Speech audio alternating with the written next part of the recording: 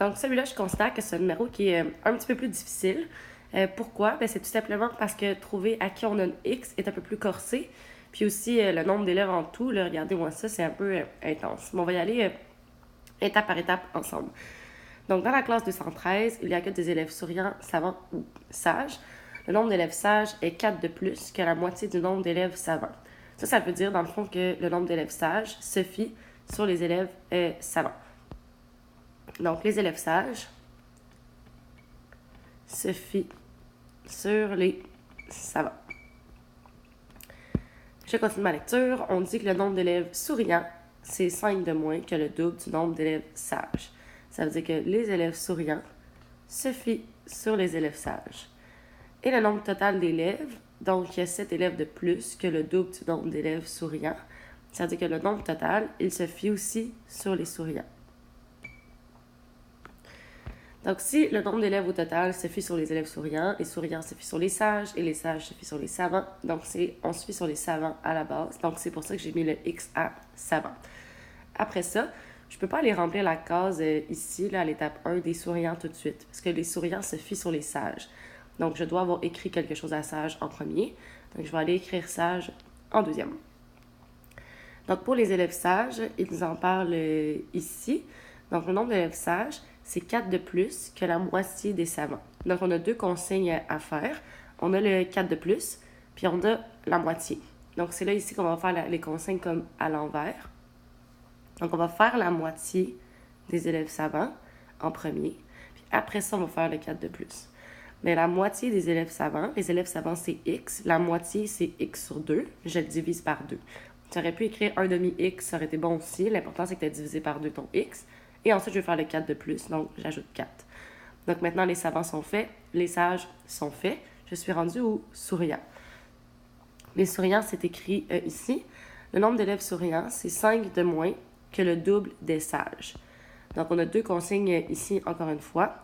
On doit faire 5 de moins et on doit faire le double des sages.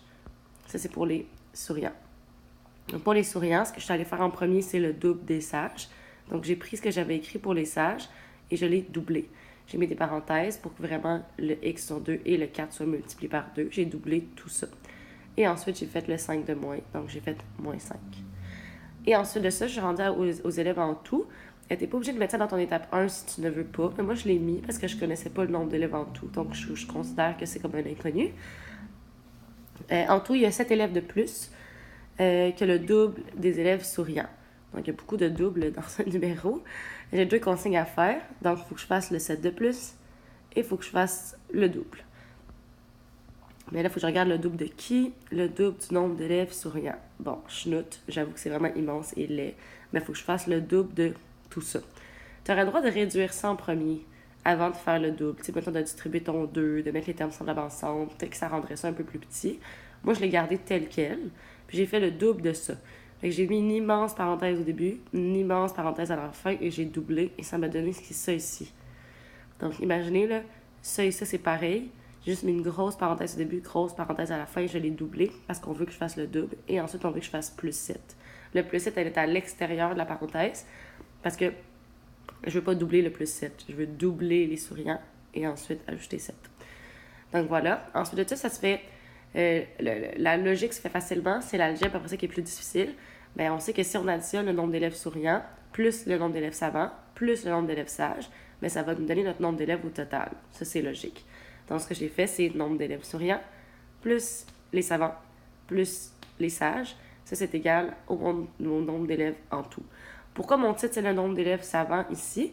Mais c'est tout simplement parce qu'au bout de la ligne, quand on va genre résoudre cette équation-là, on va trouver x égale à quelque chose. Ou suspense, là, ça donne x égale à 12. Ça veut dire que ça va nous donner la valeur de x. Puis la valeur de x, ça correspond au nombre d'élèves savants. Donc c'est pour ça qu'à l'étape 2, ce que je suis en train de trouver, c'est le nombre d'élèves savants.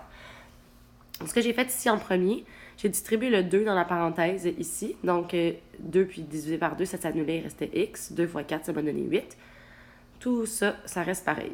De l'autre côté, ce que j'ai fait en premier, j'ai distribué le 2 dans la petite parenthèse en premier. Donc, occupez-vous de la petite parenthèse avant la grande. Fait que j'ai distribué le 2 ici. Et donc, c'est la même chose. 2x sur 2, ça donne x. Et 2 fois 4, ça donne 8. Tout le reste est resté intact. Ensuite, ce que j'ai fait, j'ai mis les termes semblables de ce côté-là ensemble. Donc, 1x plus 1x plus 1 demi-x, ça donnait 5 demi-x.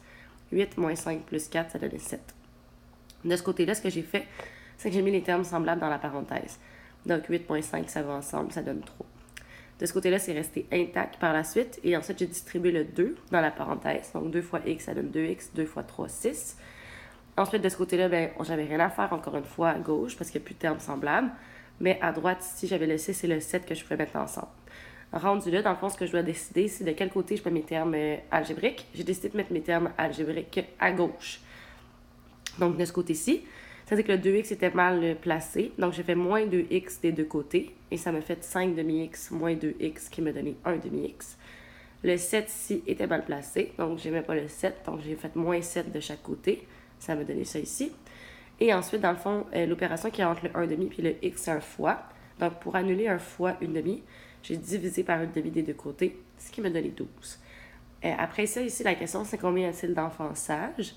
Donc, ce que j'ai fait, dans le fond, ma troisième étape, c'est les enfants sages. J'ai pris l'expression algébrique que j'avais là, je l'ai mise ici.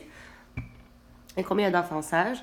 Dans le fond, j'ai juste à prendre la valeur de x que j'ai trouvée ici, le 12, et calculer, dans le fond, mes enfants sages. Voilà!